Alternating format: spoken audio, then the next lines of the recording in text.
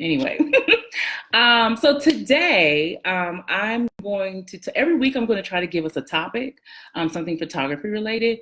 And since this is a photography group, I feel like we should talk about the exposure triangle photography 101, basically. I'm not an expert by any means. There are people in this group who are better at photography than me, but I do know the basics, like every good photographer should. So I wanted to make sure everyone had these basics because, it's a good thing. Hold on a minute, y'all. But I do know the basics. I'm trying to figure out why my phone was so loud. Sorry. I'm just trying to make sure I was still up there. Anyway, so the exposure triangle. So we all want to take beautiful photos. That's why we're in this group. That's why we're here. That's why we are taking photos. That's why so many of you, when you answer the question to get in the group, you all said you love photography or you want to get better. We all want to take beautiful photos. That's why we paid all that money for our good cameras, good quote unquote cameras. That's why we keep up on the latest, blah, blah, blah. But what is the point of having a fancy DSLR or mirrorless camera if you shoot it in auto? Why do you have a $4,000 camera and you're shooting it in auto? I mean, it's just a really expensive point and shoot then. Okay. So one of the best ways to improve your photography besides practice is to shoot in manual mode. Okay, so when you shoot in automatic, your camera has all the control, like all of it. You're basically it's telling you, the human, what to do. Okay, so no, that's not what we want. So when you learn to shoot in manual mode, you take control of your photos. You take control of the camera. You are the one telling the camera what to do. Now, when you first start shooting in manual mode, your photos won't improve overnight. In fact, they will probably go the opposite way. That they will just look disgustingly ugly and out of focus and out of not be exposed. They just look horrible. You're like, oh my God, let me go back to auto. But no, stick with it. But so before you take your camera off auto and start to shoot in manual mode, there are a few things you need to know.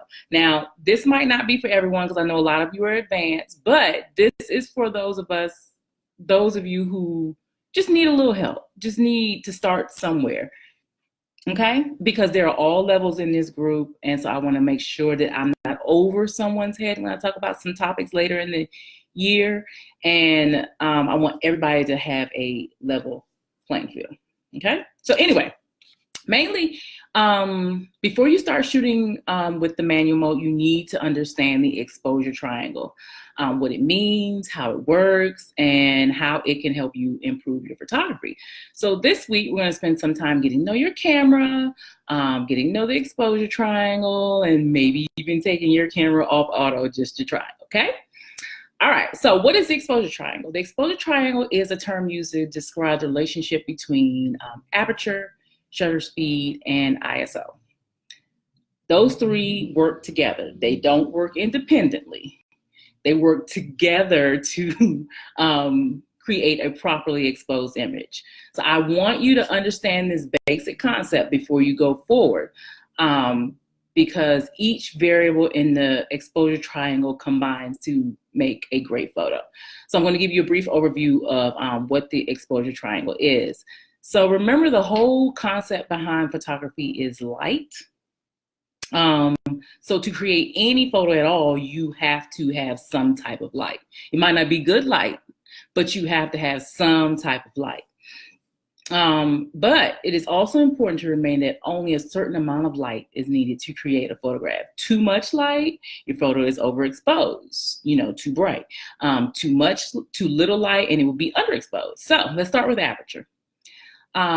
Light enters your camera through a camera lens, and it's called your aperture. So the aperture can open wide open to let in light, or it can close to only let in a little bit of light. Okay?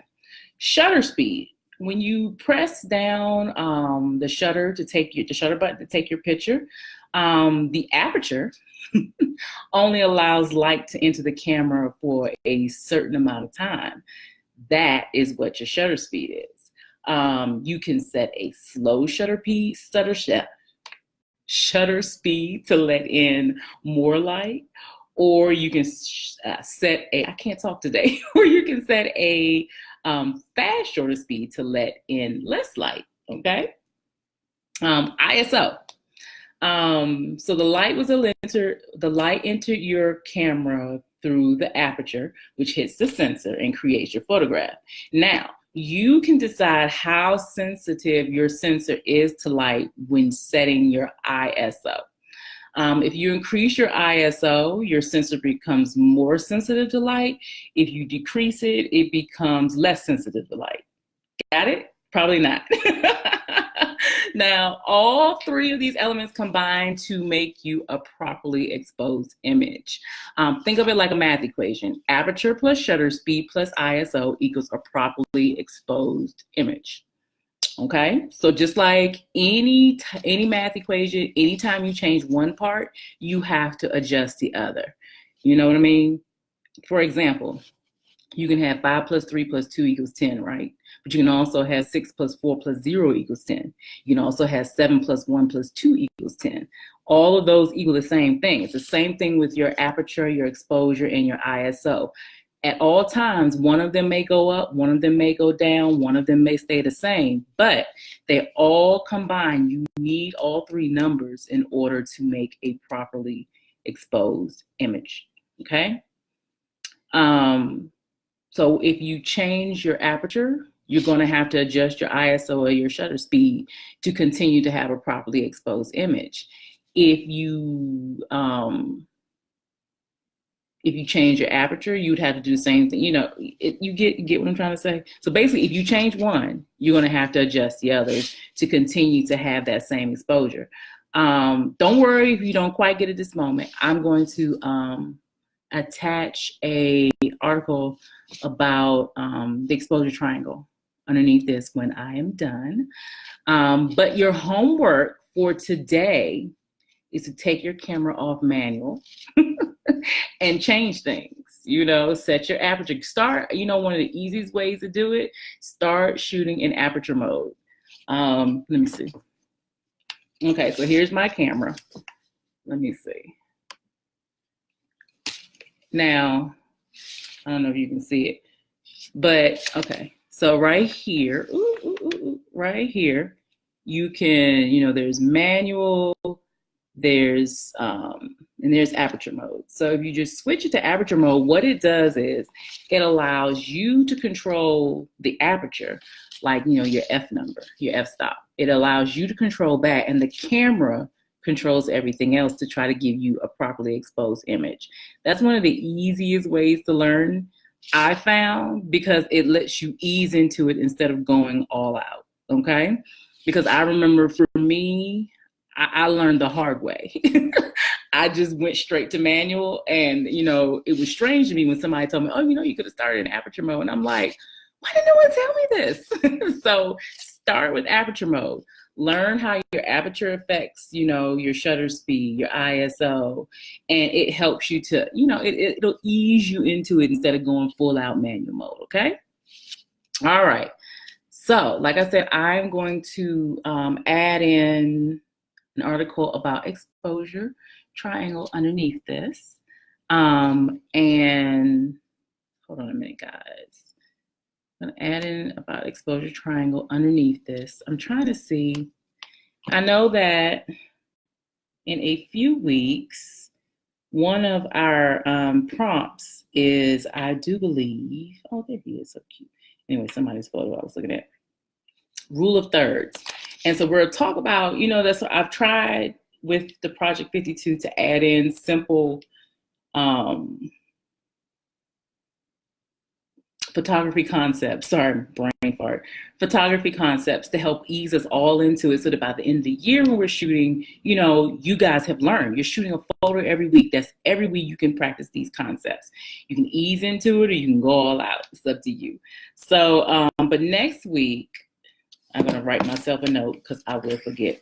Next week, we are going to strictly talk about aperture. which is my favorite.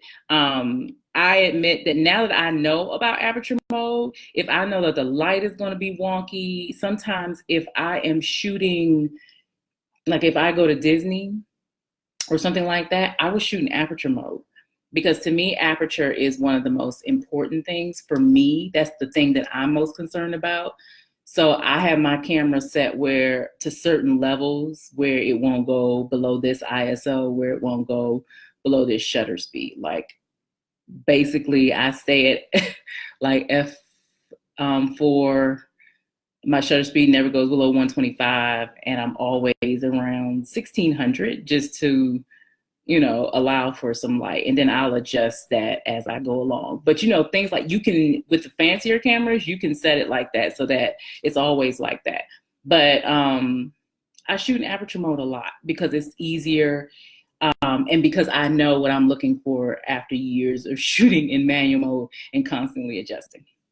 Except for when, if I have time, I always shoot in manual mode simply because I like having control. I'm a control freak in a way. But when you're on the go fancy, sometimes you just don't have time. But anyway, that's all for today. Like I said, I'm going to put that article. Let me copy the link to it and I will stick it in the comments. And that is it, friends. Now, does any